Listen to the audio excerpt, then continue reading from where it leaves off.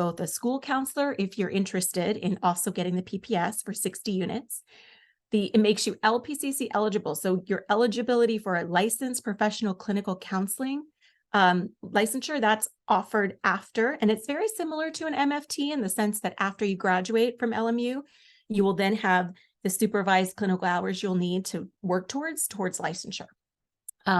So we are part of a professional graduate school. So you will obtain marketable skills, a master's degree in an applied field. So this isn't just theory-based, it's very professional marketable skills for you. All right. We also have a very heavy emphasis on knowing yourself before you can help others.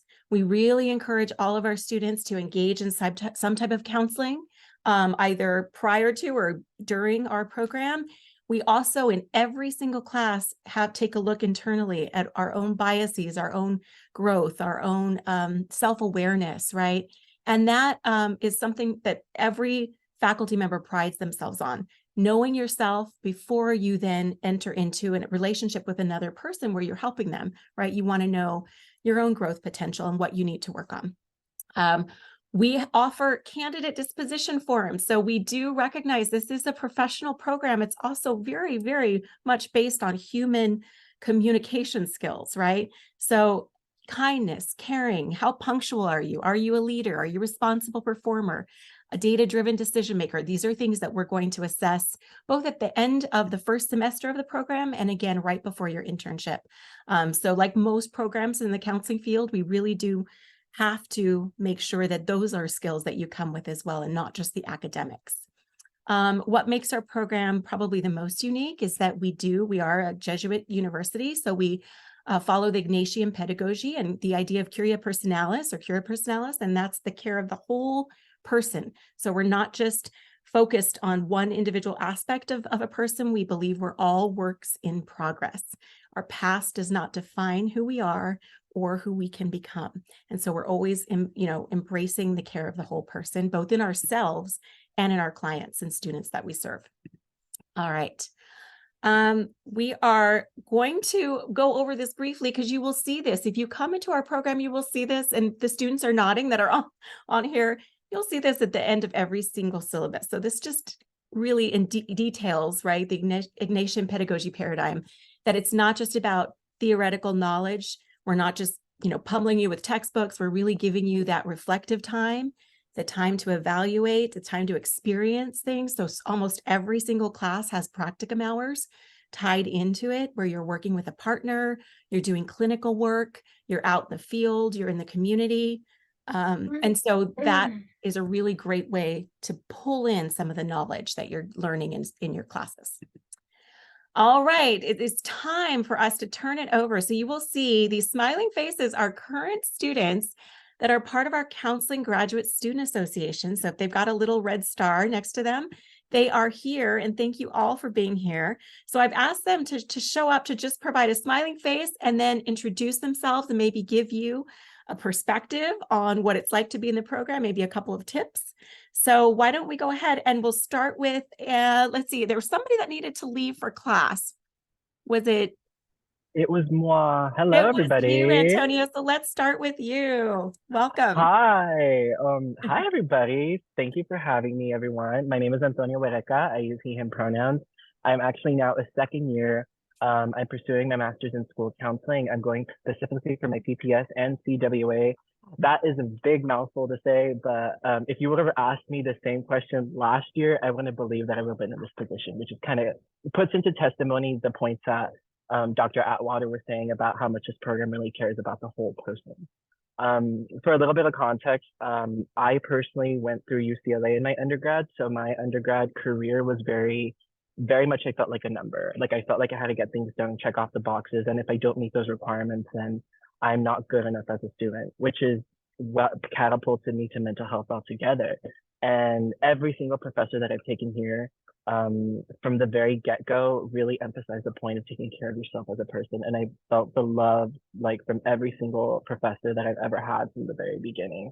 So if I've ever had a tip to if you're kind of thinking about LMU, if you're thinking about the program in particular, I really want y'all to kind of just come into it with open arms and really realize that these people are, first of all, good at what they do.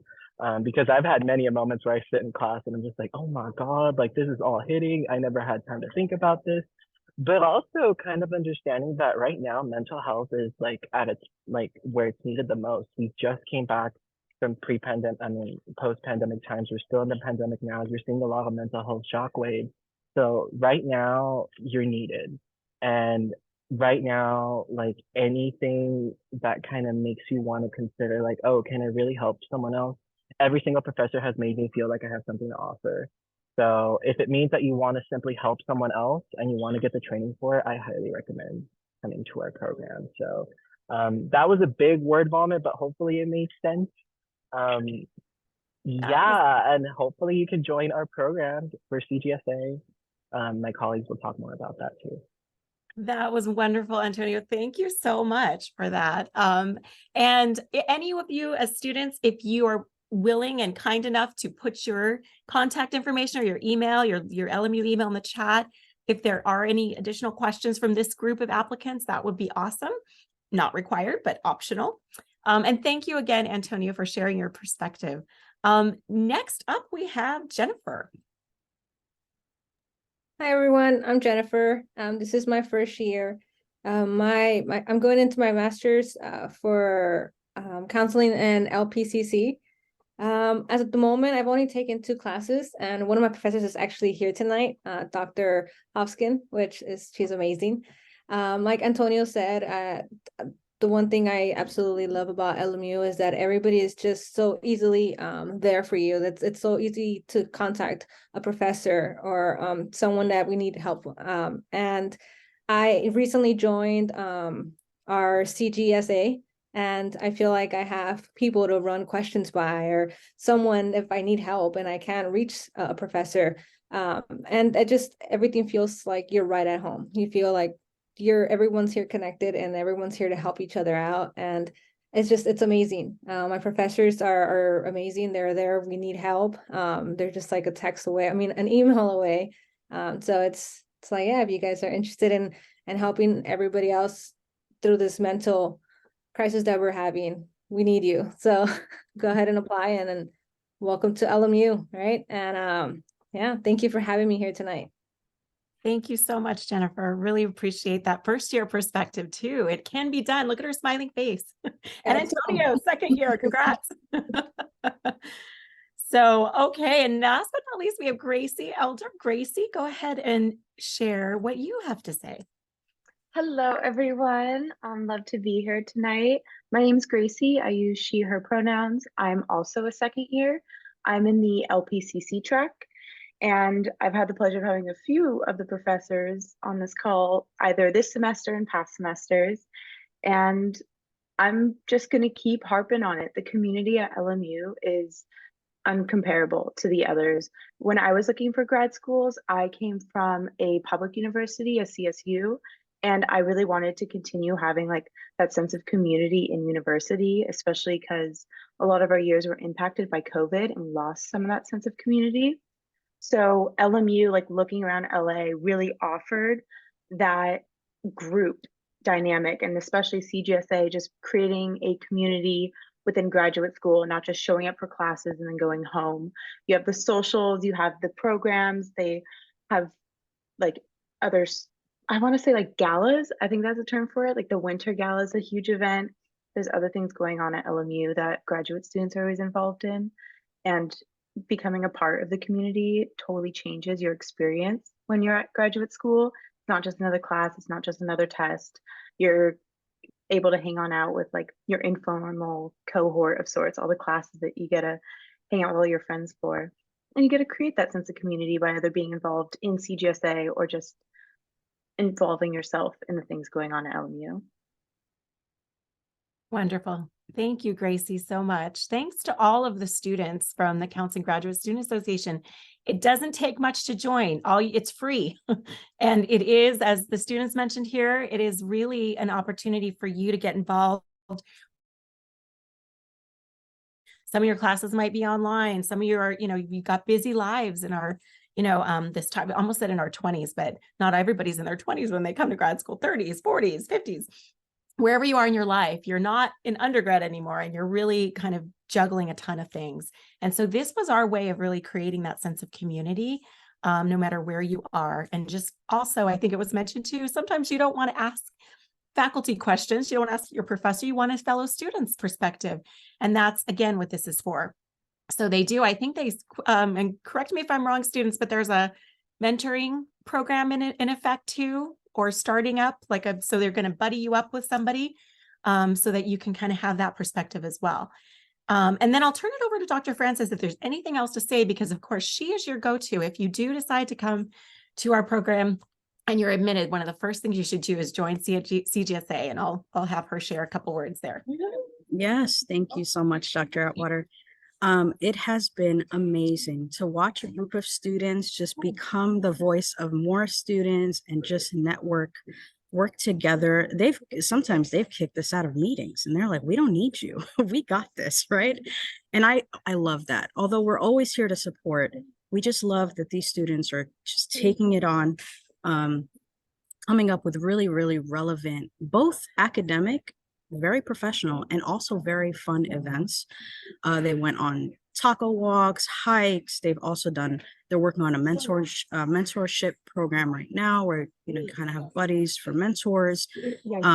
They've even were important parts of running an alumni panel where we brought students who have already graduated, kind of sharing what they're going through now, where they are.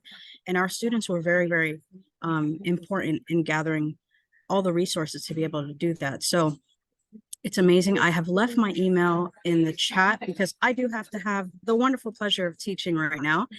So I'm gonna leave, but I'm leaving you with my email.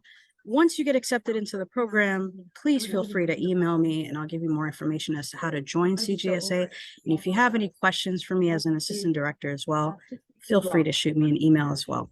Thank you so much for the CGSA executive members who attended. We do appreciate you for coming and giving the student voice to all these wonderful potential candidates. Absolutely. Thank you, Dr. Francis. I know you have to go to class, students. I know you have things to do in class to attend.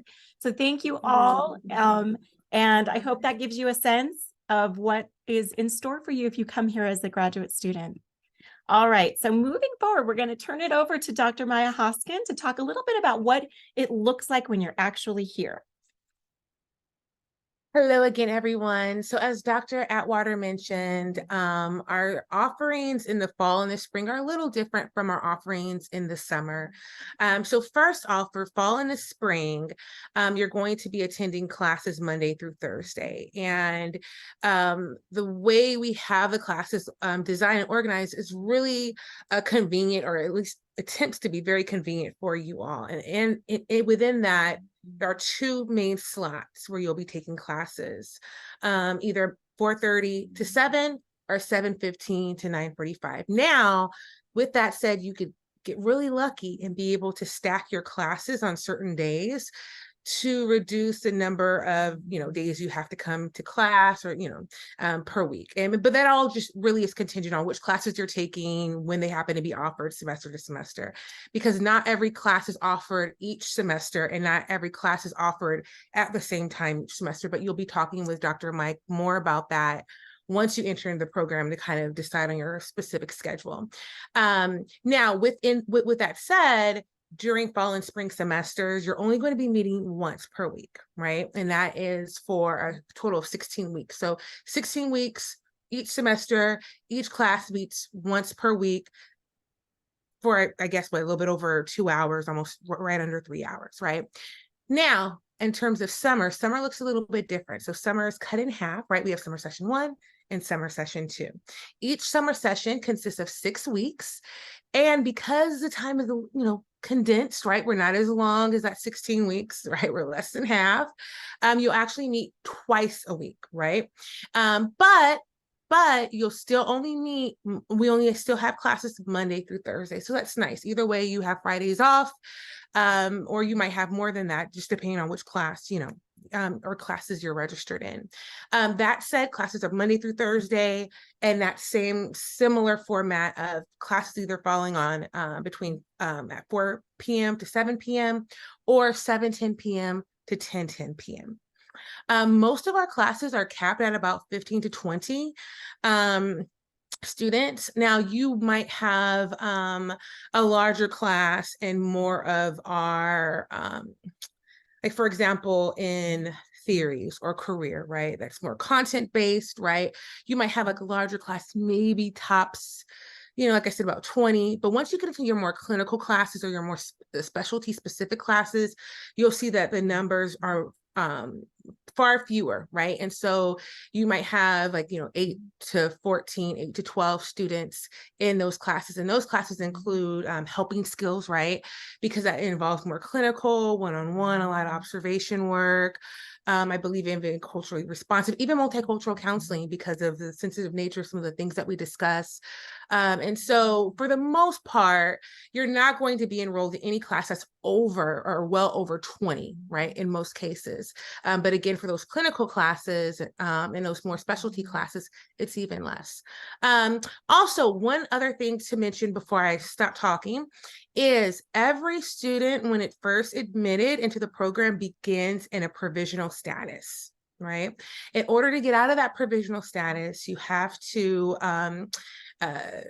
have all B's at least. So what's this, a 3.0 GPA? And then also back to that disposition form that Dr. Atwater mentioned earlier, you will be asked to ask a professor who you have or who you're taking during your first semester to complete a disposition form. And I think Dr. Atwater, will you be talking more about the disposition form in a second? Sure. Mm-hmm. Oh yeah, she's going to get into all of that and what that looks like. But your provisional status is contingent on you earning at least a 3.0 GPA in your first semester and having a satisfactory candidate disposition form during that first semester as well. Mm-hmm. Thank you, Dr. Hoskin. And yeah, this is really just those disposition forms are really for you as well as for us. We want to make sure, and the Be Your Better too, the academic work. But as I mentioned before, we really pride ourselves on graduating very caring, professionally warm, kind, responsible, punctual, all of the good things that we expect to see in a human, right? This is a very humanistic profession. And so we want to make sure that you are displaying all of those. And that's to us just as important as, getting that A or getting that B in the content of a course. And that's what it's for. So it's really, I tell my students, think of it like a letter of recommendation that you maybe didn't ask for, what you're going to get anyway. So 99% of you will come away with these glowing disposition forms that says, A-okay, not only am I getting Be Your Better in all my coursework, but they recognize that I'm caring, I'm punctual, I'm responsible, I'm collaborative with my colleagues, I'm respectful of my peers and my professors. So those are great things to be able to brag about, right, on your behalf. It's only a very few percentage where there might be a certain issue when we want to flag it right away and say, okay, let's make sure that we're working on X, right, so that you can improve on that disposition. So it's kind of a gatekeeper role, but for most of the people that come to our program, it really serves as kind of like a letter of recommendation or a brag sheet. All right. Okay, so thank you, Dr. Hostin, for going over kind of what that looks like. And one other thing I will mention, sometimes we get the question about financial aid. What qualifies? It looks very different from undergrad. So 2 classes per semester is considered full load for financial aid purposes. Usually we recommend that students coming in to the program begin their first semester with 2 classes. And then usually if they're feeling like, okay, I've got the hang of this, I'm transitioned into the graduate school role, they might choose to take 3 classes the next semester or moving forward. As Dr. Hoskin mentioned, the summer classes are intense. We never really recommend you take a lot of those classes at once. But again, your advisor will be the person to really share with you what they think you can handle, and you share with them what is happening in your life. So semester to semester, that kind of advisement is really the key. All right. Okay. And so the training sequence, sometimes folks will say, well, what does clinical right? How does that differ from content? So we have a clinical training sequence. So in addition to all the theory and the knowledge that you're going to get trained clinically. Our goal for all of you is that we uphold the LMU reputation that we have in the schools and clinics and in higher ed institutions of being very well prepared for your internship. We do not want you to be the deer in headlights. So before your internship, you have first engaged in recording yourself with peer-to-peer counseling and walked through several sessions with a peer. We then move you on to group counseling, where you're counseling and you're in supervised ways, a group and coming up with your own curriculum.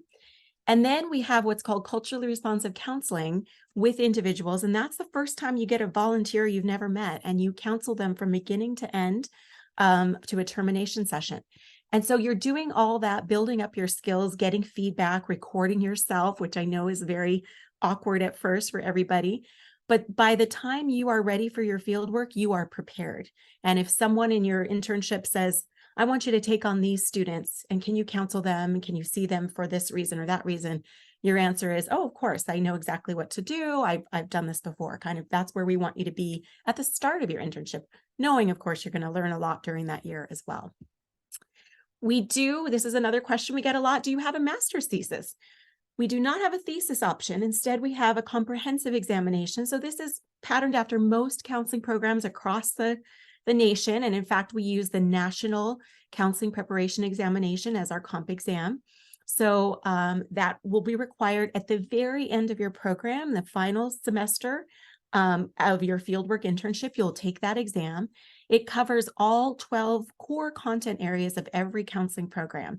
So our advice to you is to take notes, make sure you file each class away, take your syllabi, don't lose them, and just make sure that you're organized. Because by the time you get to that exam, sometimes people think, oh, I've got to study. So much of that studying time has already been done by the training you've already had. So our hope for you is that you sit on that comp exam and it's review. It is a multiple choice exam. We do require that you take a practice exam first where the score doesn't matter, but you're getting used to that feel of the exam. And it can be very scary. But if for some reason you didn't pass one or more areas, we simply have you retake that area and you're not required to pay an extra fee. So it's not, we take away the fear that a lot of students have when it comes time for that huge, exam. It can be looming, but we're kind of trying to break it down into more manageable parts. All right. Opportunities for research and scholarship. This comes up a lot. I know Dr. Estrada he was on here. I don't know if he had to leave, but I usually ask him to chime in here. I don't see him on here, but I'm going to do my best to try to mimic what he says here. There are a lot of opportunities if you are interested in working on campus. We have TAs.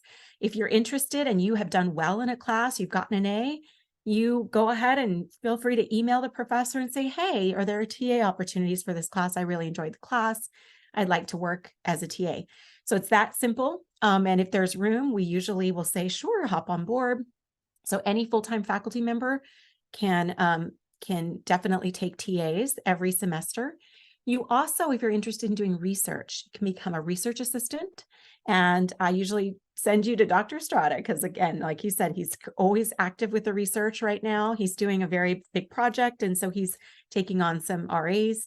And then GA positions on campus. If you're interested in working as a graduate assistant, usually they place you somewhere outside of our department because you'll be doing stuff that's different and that might be sensitive, right? And it could be anywhere. It could be anywhere on campus. So we have a dedicated website to help you find jobs if you want them on campus.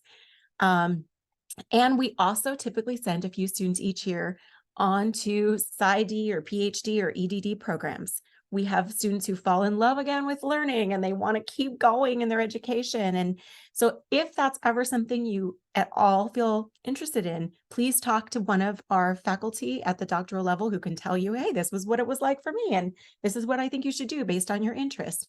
We are always here to talk about things like that, where you want to go next.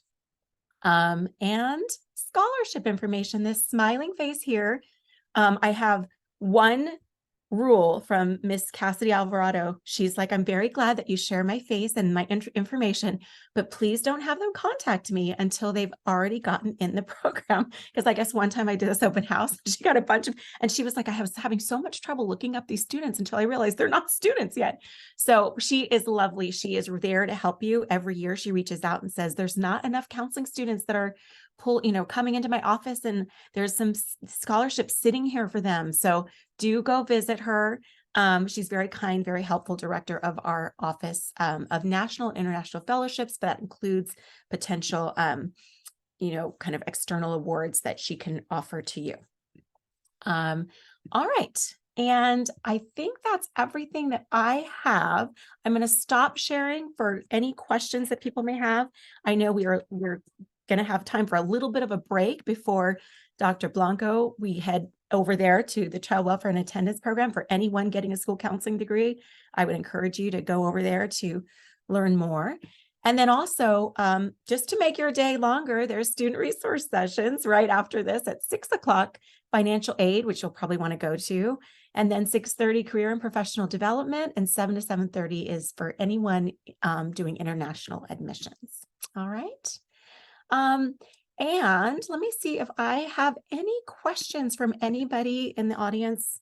No questions, too small, too big. Is there any question I can answer, or one of our team can answer for you?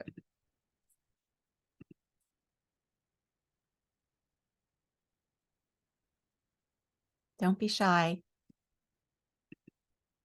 Unless we did such a great job that there are just no questions, because everyone was like, that you answered everything. Dr. Yeah. Atwater, there is a question in the chat. I was just saying, you can also use the chat. Okay, let's see. Did you say you can be an RA for the counseling program as well? Yes, so you can be a research assistant and a teaching assistant in our programs. The only thing you wouldn't be is a graduate assistant. That's a paid position. They put you anywhere else on campus. And that's a very, let's say you're copying final exams, you wouldn't want to copy it in your own program. So they kind of make sure that the GAs are elsewhere. But for RAs doing research, you would do it in our program. That's anyone who is hiring for an RA position. You're welcome to apply. And then a TA for sure, teaching assistants for sure would be any of the classes you've already taken and done well in. We have a few more that I'll read to you from the chat. Another question is there a way we can access these slides after? Yes, and I think, is Letitia, are you still on here? Is there a way to share? Because I'm happy to send these to you and then for you to send them out, or I can send them out, whatever works. So we did record the session. Yes. So we will go ahead and send this out. It will be posted on our website by the end of the week, and links on YouTube as well by the end of the week. So you can go back to the open house website and you'll find all of the previous recordings. Wonderful. Thank you, Letitia. Of course. I see the next question for the MA in Guidance and Counseling. Can you add the PPS credential? So that's, again, one of the beauties of our program. You might come in as an MA in Guidance and Counseling, and you might want to add the PPS credential. So the Guidance and Counseling MA has a certain 41 units, and all but I think 37 of them are very similar to the PPS credential. So if you know that you want to add the PPS credential, you can certainly do that during the program. You only want to do it about a semester before your internship, because of course your internship will then change, right? It wouldn't necessarily be in a higher ed setting at that point. It would have to be in a K-12 for the PPS. Okay, the Pupil Personnel Services credential in school counseling requires that your internship's in a K-12 setting, but you can certainly do that. And if you're interested at any point in doing that, the first thing you would do is reach out to Dr. Mike and say, I'm interested in, changing programs or adding the credential to my program. Let's say you want to do the whole guidance and counseling curriculum, including the electives, but you also want to add the PPS credential. He'll help you do that. When do the applications for spring 2025 open? Very good question. So we offer a rolling admissions. So we're operate on a rolling admissions basis, meaning we interview in the fall, we interview in the spring, and we even interview for anyone who wants to enter summer 1 semester. So we're constantly interviewing. You have 2 options. You can wait until the fall of 2024 and apply for spring 2025, Or you could apply now, and when you get accepted and admitted into the program, if you did, you would then tell your advisor, I actually want to defer my admission until spring 2025. So you have two options. You can apply now and defer, or you can wait until fall 2024. And I believe it's November. We have a November fall deadline. Okay. Applications for fall 2024. So again, for fall 2024, we are accepting applications now. We are accepting them in the spring. And I would believe we go through even the early summer of 2024 for August start. So I believe our last interviews are usually around June, May or June, because we know sometimes we get folks that are waiting until that moment, or they've decided against another school, or they're trying to figure out their life. So we do really pride ourselves on that as well. Rolling admissions makes it easier for you as a candidate. Doesn't always make it easier for us, but we are that committed to that process. Admission is competitive, but one thing I will tell you is that we really, really rely on your application materials. So do be thoughtful and fully comprehensive in everything that you share with us, including any volunteer experience, particularly if you're coming from a major or field that's outside psychology or sociology or related field, because we want to know everything. If you have gotten to the interview process, then I always start my interviews by saying, if you've gotten to this point, we want you here. We know you can be here. So that's kind of where our market, we really pay attention to the application, and we want our applicants to have a commitment and some prior experience or volunteer work in a related field to know this is what I want to do with my life. We look at every letter of intent. We look at the personal statement, and we will contact you if something's missing. So we'll say, oh, can you elaborate more on this? Or we're missing, your volunteer experience or something like that. So if it's incomplete, we will catch it and we will reach out to you. Okay. How long does it typically take to complete the school counseling program? Good question. With the PPS and the LPCC, so you're talking the whole thing, 60 units and potentially even the extra 9 for the CWA, it's about 3 years. However, a lot depends again on how you use our summers, because that now includes 2 summers. If you were to take 2 classes in summer 1, 2 classes in summer 2 session, the first summer, and another 2 in summer 1, 2 in summer 2, the second summer, you would finish much quicker than those students who say, I don't want to work in the summer. I don't want to, take classes. So we have, again, maximum flexibility. What I would do is start out with your advisor and say, this is when I ideally want to finish. And I want to do the 60 units. What do I need to do? How many classes do I need to take? Can I take 3 each semester, right? We won't let anyone take 4. It's way too much work. We actually had one student do it who I sometimes have him come back to alumni panels, and I say, tell him about the time you tried to take 4 classes. And, he lived to tell about it, but barely. So 3 classes is a lot. It's a full load. 2 is considered full-time for financial aid. So you decide with your advisor, and a lot will work backwards. When do you want to finish? So I hope that helps answer that. And then I am coming from a different field. Yes. Okay. Economics and labor studies, but I have experience tutoring foster youth, mentoring. Okay. So a lot of good experience in the schools, mentoring. Yes. So what would you say are some skills, attributes, or experience that LMU admissions value or look for in applicants? You just said it. So one of the things that and maybe it's because I know people that came, that some of the best friends that I have and some mentors and colleagues in the field didn't necessarily start as undergrad psych majors. In fact, one of our brilliant students that just graduated was a business major. And so we don't want to define you by your undergraduate major if this is a big pivot for you. But what we do require is that the first question we're going to ask is, well, then how do you know you want to pivot into this field? What can demonstrate that you're serious about this commitment, that you know that this is your field? So that's why we're reading the letter of intent, but that's also why we really require that if you're coming from a field outside of education or psychology or sociology or related field, that you have some prior experience and knowledge about what it's like to work with children or work in a classroom if you want to be a school counselor, or mentoring. Volunteer related experience makes a huge difference, and we might ask about it at the interview as well. Okay. But don't think that just because you're a business major and you're making a pivot that this is going to be a huge stretch. It won't if you do what's necessary to show that you are determined and you have that experience that kind of makes up for that. Interested in master's in guidance and counseling, currently work as an advisor. Yes, in a higher ed setting, can I earn any credits for the work I do? Very good question. So around your internship time for the guidance and counseling program, it's a 200 unit internship. We don't allow students to do interns where they're currently employed and getting paid.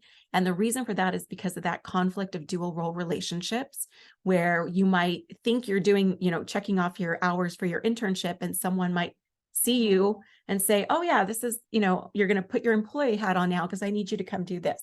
So for that reason, we do try to keep it separate. But here again, Dr. Mike will work with you and let you know what the parameters are. And you can certainly use your higher ed setting that you're employed at. And this goes for anybody in any setting. If you're working currently in a school, if you're working in a clinic, or if you're working in higher ed, a lot of our classwork has practicum and has kind of, work that involves working with students or in a community. And you can certainly draw on that for your coursework as well. So in that way, you will get credit. What does the program look for in statements of purpose? Yes, as far as experience, I think I answered that, but basically, if you're not in this major, we're looking for more experience. If you're in it and you have committed already in your undergrad, then you'd still want some experience. A good thing to do would be to say, especially if you're coming from outside the field, to say, I spent a day shadowing a school counselor. I took the time to look one up, and my mom's friend or my dad's colleague, and I called them up and I said, can I shadow you for a day? Can I interview you? Because that shows that you have learned what you need to learn. So that's a good kind of another thing to do if you haven't, gotten in the field yet. Yeah, this is a good question. Working part-time or full-time an option for this program? And is it common for students to do? Absolutely. We are largely a commuter school, so we really had to create that community of students, and we have a lot of students that work full-time, and that's why our classes are offered 4:30 to 7 once a week. Let's say Mondays 4:30 to 7, you're taking a class every Monday, or 7, I think 15 to 9:45, and you can do them back to back. So we do that particularly because that's, a lot of our students are in education or counseling, and so or related fields, and schools end around that time. So, but if you're working 9 to 5 in a setting, you can make sure your classes start at 7:15, can take the later time slots as well. So yes, we have a lot of our students working full time. Now here's the critical piece. A lot of them will then start to find, maybe options on campus to work part-time if they find that they're in the groove, but you can certainly continue to work full time until your internship, because your internship is likely, unless you're in guidance and counseling and you have the 200-hour internship that's one semester, you really, for school counselors, for LPCC, for all of our other specialty tracks, you're looking at about 25 to 30 hours, more like 30 hours a week. And so it's impossible to do another full-time job. So consider that an investment in your future. We actually asked that in the interview. How have you planned and prepared for that final internship year? Who is your support system, right? And we asked that in the letter of intent as well. So we want to know that you have, and again, I think in fieldwork, we constantly are asking our students, did you plan for this year? Because that's when you have to drop down to part-time. And a lot of our students just choose not to work that year because that is their job. That internship really, you learn so much, and you have a supervisor. It's like a full-time job. And oh, Gracie, thank you. Do you want to share a little bit about what you shared in the chat? I've been kind of like a stalker of sorts, going through the questions, responding to the ones I do feel confident, if that's okay. Absolutely. Yeah, so definitely for the part-time one, I work as a full-time teacher right now, and I'm a graduate assistant doing like 10 hours on the side there, and I have classes, so it's definitely doable. However, I just did all like the field work, seminar, info session, and Dr. Atwater is completely correct. Like, you don't want to work over part-time during that time, solely because you're going to burn out. There's just too much going on. But otherwise, it's definitely doable to do up until then. So it's in the future, not to worry about just yet. Wonderful. Thank you so much. And this is why it is so helpful to have students here, because you see a living, breathing, smiling person who has just shared with you their real life experience, lived experience working full time. So it can be done. It's possible. And it's just that you need to plan and prepare for that final year, those final 2 semesters of fieldwork. Fieldwork could start in the fall and end in the spring. Some people, it starts in January and then they take the summer break and then they start again in the fall. So it just depends, but it's usually 2 semesters equivalent of an academic year. How many internship locations are included in this program and how are the sites organized? Very good question. We are one of the only programs that has a full-time fieldwork liaison whose sole purpose is to really organize those sites. There's a whole bunch of back work that goes on in these sites. We have memorandums of understanding with over 75 different districts at any time. And we have, I think, a total of close to 400 MOUs. If they're not active, it's only because we haven't had an intern in that particular school, higher ed setting, or clinic, mental health clinic in the past 4 or 5 years. They usually expire every 4 or 5 years. So the first thing you're going to do around the internship time, the semester before, like Gracie just mentioned, is a mandatory orientation.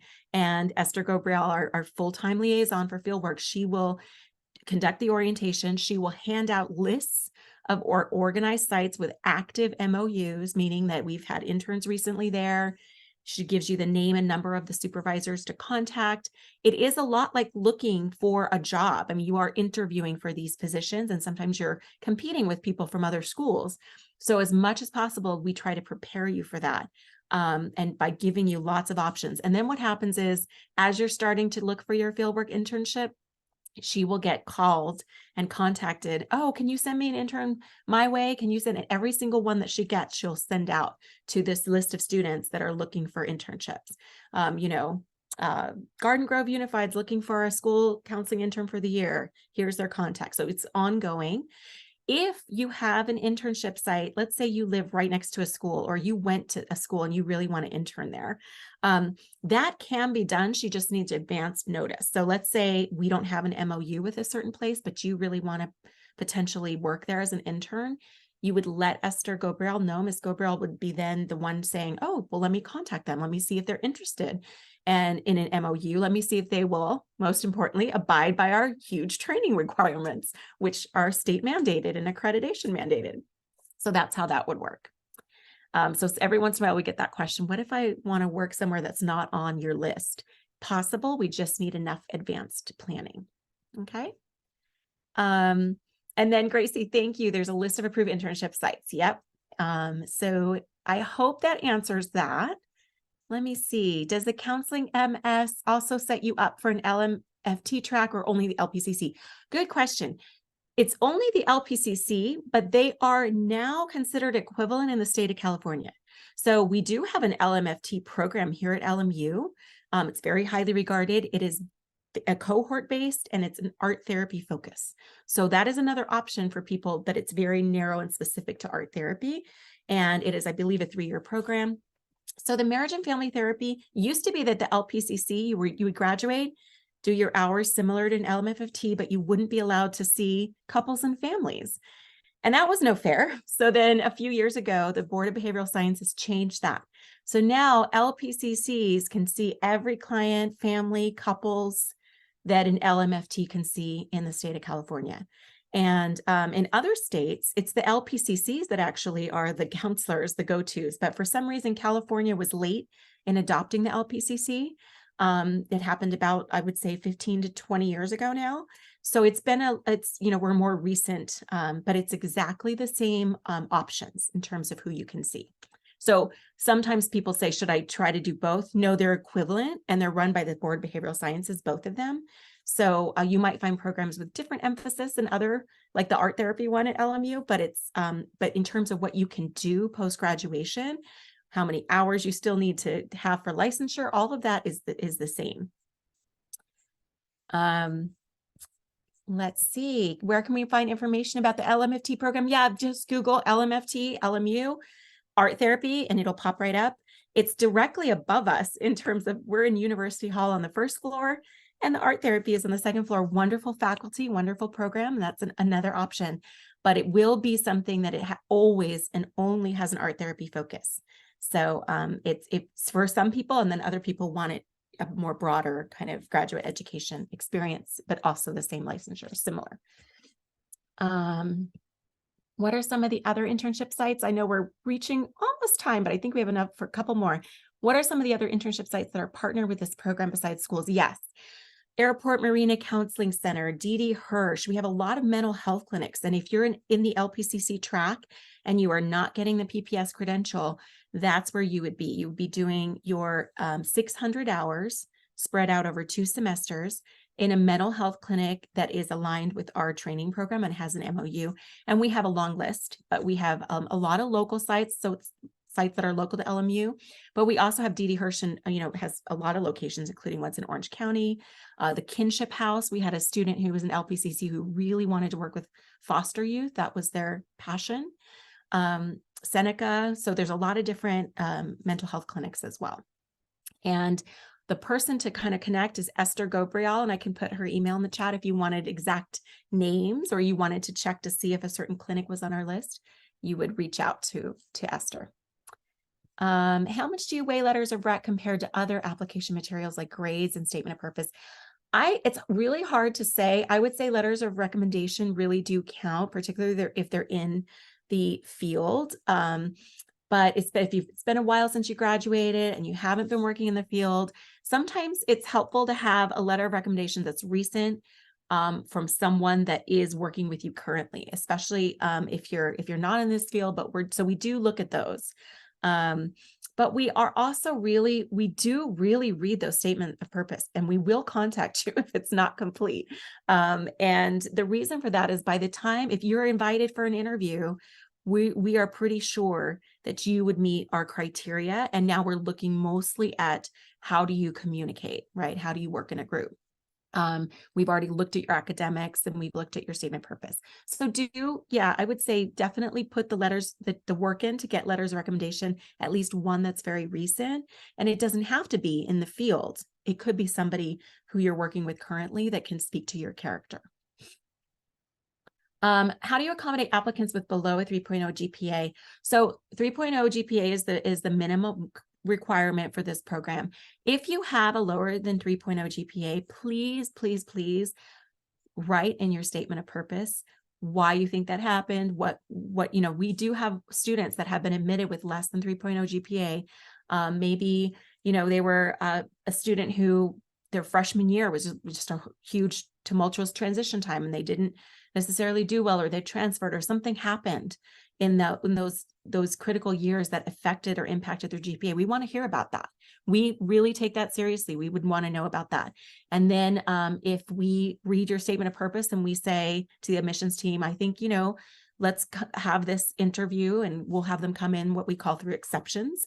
And we, put you in a separate category because you haven't met the minimum, but it doesn't mean that you won't get in if you have explained what has happened. And you have, particularly if your last 90 units are a higher GPA, then sometimes it's, like maybe freshman or sophomore years pulling it down, or one class. Then if you can explain that, then we will certainly look at that. Are all of the MOUs in LA County? Yes, there are some. No. The answer is no, they're not in LA. Yes, there are some in Orange County.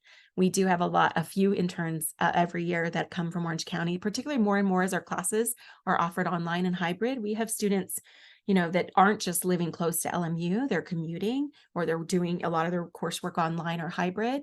And so they're in Orange County, they're everywhere. I think we even had one in San Diego at one point. All right, everybody. Thank you all. I know the CWA session is about to start. So if you are interested in school counseling, I highly recommend that you would hop on over to that Zoom. We have a couple more questions. So I'll stay on here if anyone's interested in hearing my last couple answers to these questions, but I will not take offense if you hop on over to the CWA session as well. The fieldwork liaison, yes, also assists with guidance and counseling fieldwork. So she's got a big job. She's responsible for all specialty tracks. So she would be the one with the MOUs for all the higher ed settings to help you find that internship. Is it possible to take some classes in other programs? It certainly can be, for sure. And in guidance and counseling, we actually require you to take an elective in another department, in the higher education department. And again, that would be something that would be up to you, because once you're an admitted student, you do have some flexibility. It might not count towards your degree, but you're welcome to take classes in other departments, and that would be something your advisor, Dr. Mike, would help you with. Specific format for the recommendation letter, it would just be the standard professional letterhead. We would want to know that they have some kind of role that to play is not just a friend or a neighbor, but somebody that is you've worked with, or who you've taken a class with. That's the typical, I would say. And yes, your letters of recommendation can absolutely come from site supervisors. That's a great question. School partners and not my, yes, absolutely. As long as the person in the letter of recommendation explains how they know you, if there's some supervisory role, that's even better. We want to know that. So even if they're not your direct manager, you can get a letter of recommendation from them. All right. Thank you, everybody. I think that's everything. I hope to see you in your application soon. Take care, everybody. Thank you. Bye.